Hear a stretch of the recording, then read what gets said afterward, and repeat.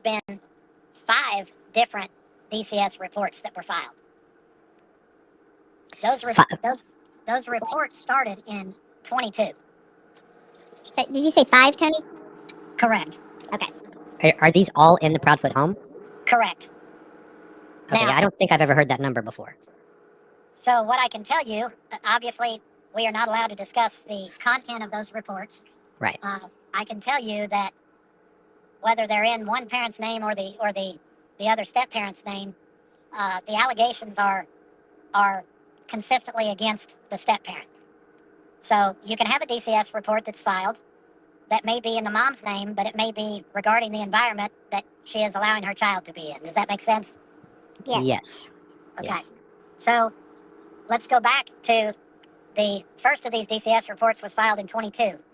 So fast forward to 23, which would have been, let's say, a year ago at this time.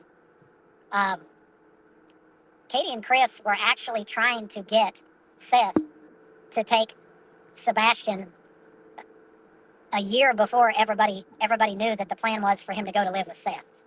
So you look at, I want to say, October of 22. Now, these dates are rough. They're within a month or so of being accurate.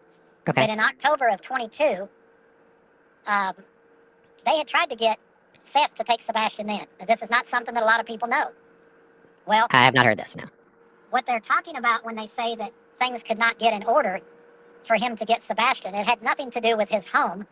It had to do with the fact that they wanted him to take Sebastian in the fall of 22, and he had tried to get signed up for the online program with Clarksville schools, and there was a waiting list, and he could not get approved.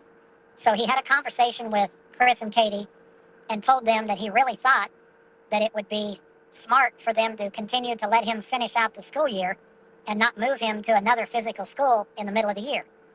So that's what happened. He stayed in his, stayed at the school he was at for the remainder of 22 and part of 23.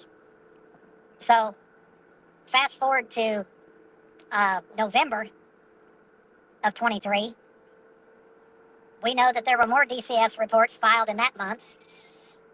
And we know that on or about the time those DCS reports were filed, Seth Rogers received a call from Chris and Katie that they wanted to put Sebastian in a behavioral center.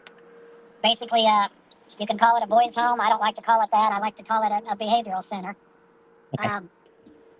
They were having problems with Sebastian at home. They were having problems with Sebastian at school. They were kind of at their wits' end with him. According to Seth, they did not have a lot of patience with him, which is why they had a lot of problems that Seth did not have when he was with Seth. So Seth asked Chris and Katie to send him the name of the organization that they were trying to send him to. They sent him the name. The name of that organization was Bledsoe Youth Academy in Gallatin, Tennessee. I don't know if you guys are familiar with that place. I don't think I've heard of that. Okay.